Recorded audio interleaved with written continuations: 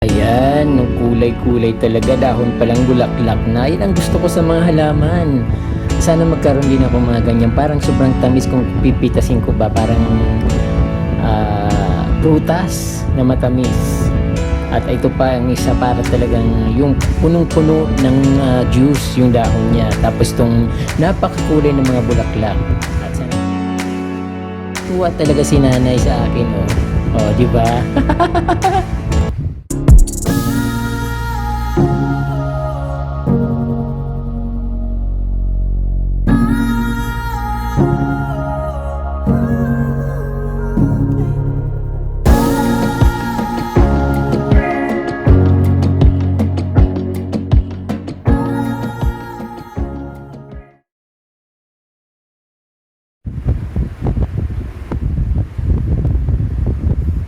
Ayun mga kapramdi, napakalayo ng binahe ko para makarating ako dito at syempre napakaraming bundok at napakaraming bangin ang dinaanan namin.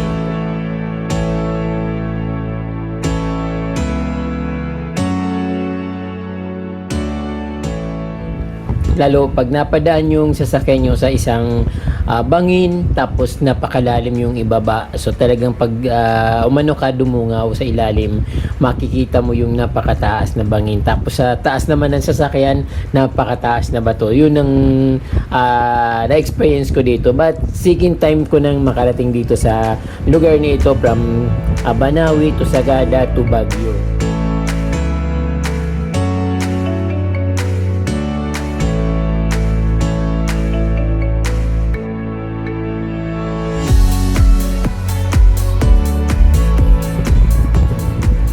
Sa hindi pa nakakaalam mga kapromdi sa lugar na ito kung nasaan ako, ito po ay sa Atok Benguet, kung saan matatagpuan ang highest point Philippine Highway System sa Pilipinas.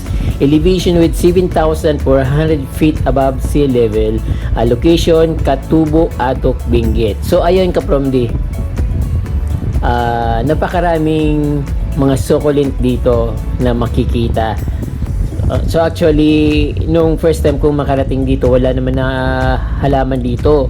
Kasi that time hindi pa naman uso yung mga halaman.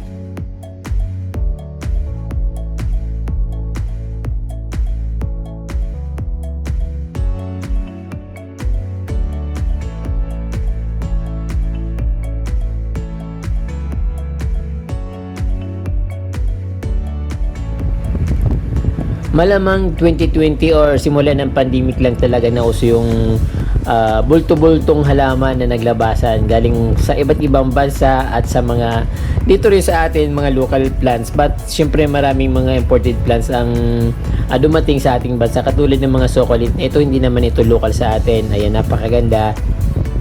At parang yung dahon niya parang malabulaklak na may something blue na pink, tapos yung mga ganitong halaman na hindi naman natin dati nakikita sa atin mga plant market. Tapos ngayon napakarami ng naglabasan. Itong succulent na ito may bulaklak.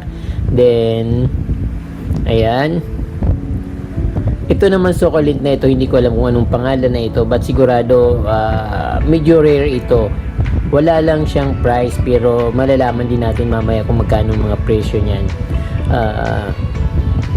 Sa ngayon, wala kasing tao yung shop na ito, but sana lumabas yung tao, or pag hindi ko makita, pag hindi lumabas, so hindi ko na may tatanong kung magkano presyo nito.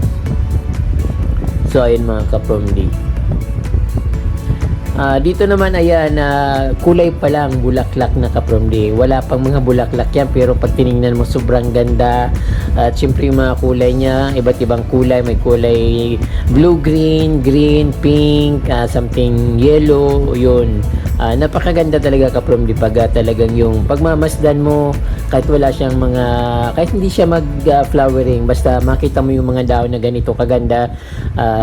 Ayan, ito nga assorted succulent, 100 pesos for 5 pieces. So pipili ka lang diyan kapromdi, but hindi naman yung malalaki. Siguro mas medyo mahal yung malalaki, yung mga maliliit lang 5 pieces for 100 pesos. Ayan.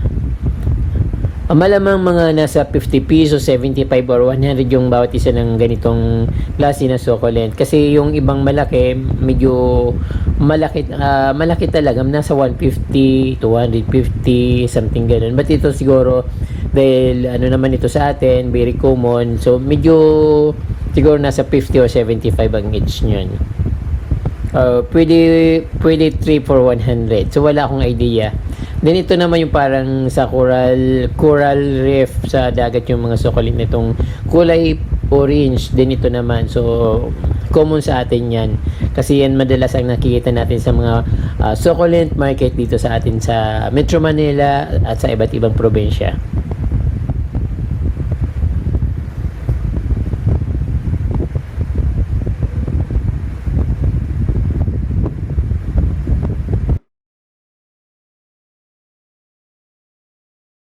Ito naman malarusas ang kulay niya. Nagagandahan din ako dito. Parang maganda tingnan. Tapos itong isang medyo malaki-laki na parang may mga kulugo yung dahon niya. Maganda rin siyang succulent. But syempre mas maganda yung ganito. Yan parang bulaklak na halaman. Parang bulaklak na succulent na namumulaklak din. Magkakaiba silang tinda, magkakaibang may-ari ng tindahan, but yung mga presyo the same lang din naman. Succulent for 5 pieces for 100 pesos. Ayun. Pipili ka lang ng nagugustuhan mo diyan, but maraming varieties ng succulent na medyo mahal naman ng konti, at saka mas maganda rin naman compared dito sa mga 5 for 100 pesos na yan. So yung iba kasi medyo malaki na, at ayan mga jade plants, money tree, yung pangpaswerte ba, ayan.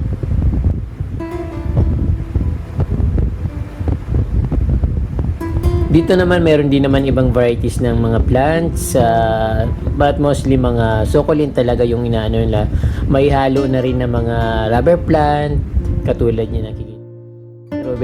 Ruby rubber plant yata iyon. Then ito yung succulent, malamang medyo siguro mga 150 to 200 yan. Then yung medyo mas maliit na parang ayun, ito naman yung parang bonsai. Hindi naman talaga, actually hindi siya bonsai. May roses, mga ayun, yung mga succulent talaga, ayan. Yung background nakikita dito, yung napakataas na bangin sa ibaba. Then dito naman sa shop na to, may mga cactus silang paninda at iba't ibang klase rin. So hindi naman kamahalan ng mga cactus dito Kapromdi. Yung afford naman, kahit na sabihin medyo mahal, pero talagang afford, mura pa rin talaga siya Kapromdi kung bibili kayo.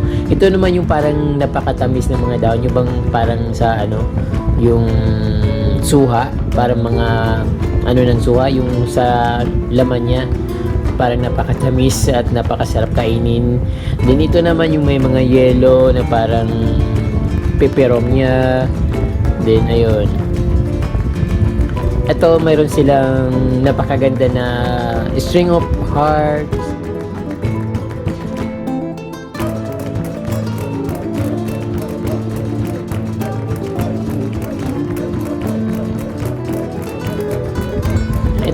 Ito Kapromdi yung parang agave. Ang isa daw nun is 3,000 pesos. So far yun ang pinakamahal na nakita ko. Ito naman chili Korea.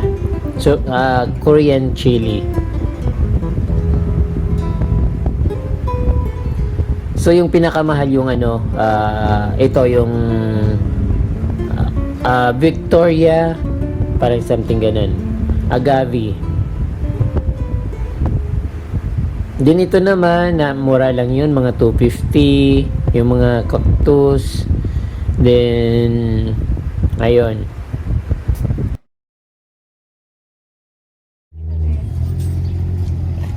ma'am, itong hanging cactus magkano po?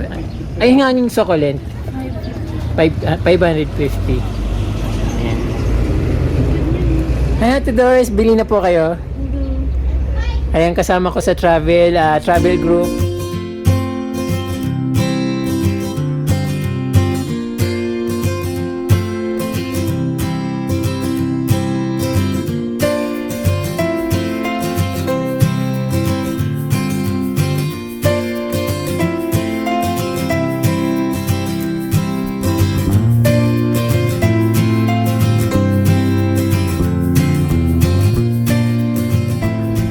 own propagation. Sila mismo nagpo-propagate nito.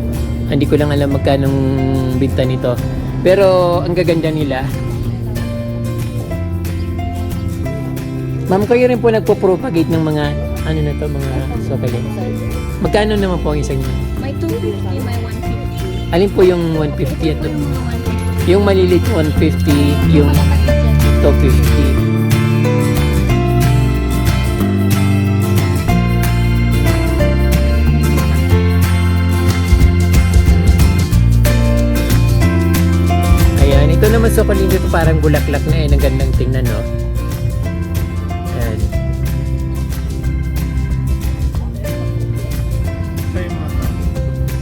Ito hangin to, maganda to. Mga string of heart yata ito. Yes, sir. String of heart? Ang ganda. Heart talaga. Ano? Malayo pa po ma'am yung Northern Blossom. Malapit na. Nalapasan menu. Oo. Ganito rin yung mga plants doon. Next po. Saka yung may tanim sa Direct soil. Ito mga kaprom di mga flowering succulent na siya. Ang gaganda ng mga flower nila. May pink, may red, may white, may yellow. Ayan. Kalanchoy pala siya. Yes, sir. Yung pang summer plant talaga siya.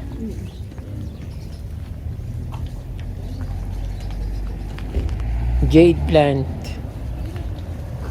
Ang ganda yung mga flowering na succulent kasi sigurado mabubuhay sa Manila, no? Oo. Ganda. Ito ma'am, magkano po yung isang ganito ma'am? Alin po dyan? Ito pong- Hindi pare-pareho kasi yung price. Alin ba ito po? 50. 50. Yes, sir. Nagdi-deliver po ba kayo ma'am or halimbawa may mag-order online, willing po ba kayo mag-deliver or magpadala? Ipa-ship, LBC? Pwede. Magandang araw po sa inyo ma'am. Nagtitinda po pala kayo ng mga succulent online. So, sino po bang pwede natin kontakin sa, halimbawa may gustong bumili ng succulent, sino pong pwedeng kontakin? Yung anak ko po yung Sara Mitwa. Sara Mitwa, Yung page niya is Splash Delight. Plus Delight, Splash Delight. Splash Delight, then Splash Delight sa Facebook. Then ano po yung number niya para halimbawa para makontak siya? Yung number niya. Sige po ma'am, huwag po kayong mahiya ma'am. Ano lang po tayo dito. Low profile po tayo ma'am. 0955-77-01778. 0955 77 77 01778. 01778. Yan po yung contact. Sino pong kukontakin ma'am? Yung anak ko. Ano po yung name ni Sara ma'am? Sara Mitwa. Sara Metua. So ayan po mga kapramdi, kung gusto nyo pong bumili ng mga succulent dito ni ma'am na kanyang mga paninda at napakaganda talaga, kontakin nyo lang po ma'am, kontakin nyo lang po si Sara Metua dito sa, anong lugar po to ma'am? Atok, Benguet. Ayun po. Nagdi-deliver po sila, nagpapa-ship po sila ng mga plants kahit saan ka man naroroon. So ayun po. Thank you ma'am. Okay po.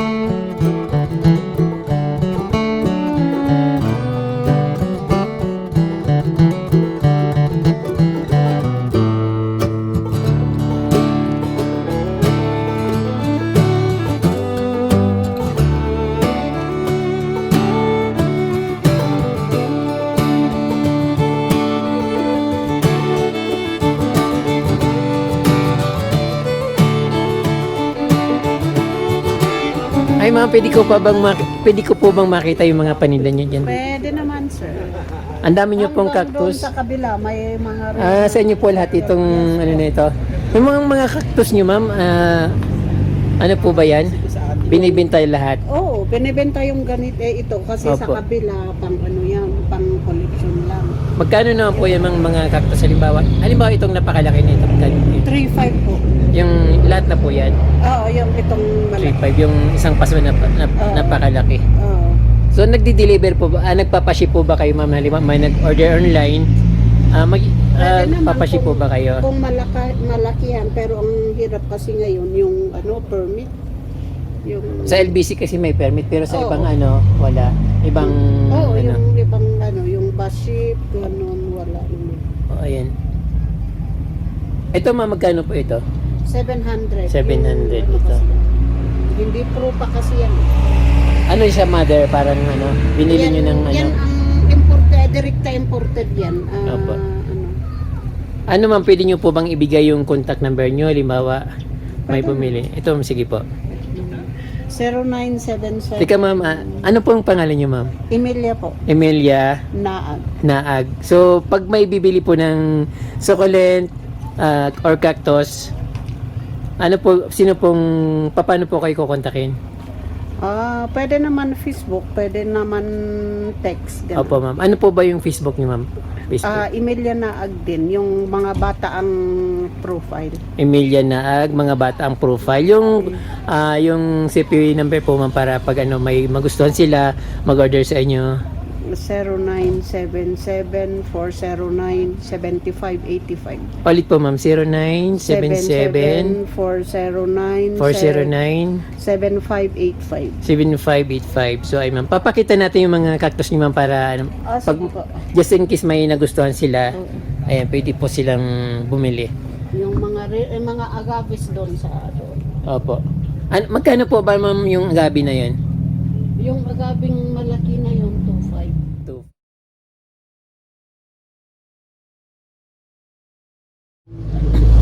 Agabi po ba talaga yan ma'am? Pero may malalaki pa sa kabila, may collection pa. Opo. Ito po yung agabi na succulent. Oo, Agabi na succulent 25. 25. Queen Ayan. Victoria ang pangalan. Ano po pangalan? Queen Victoria. Queen Victoria. Ayan. Queen Victoria 25. May malit po kayo ma'am. Magkano po ba yun? Meron po, may 250, may 100. Ayan.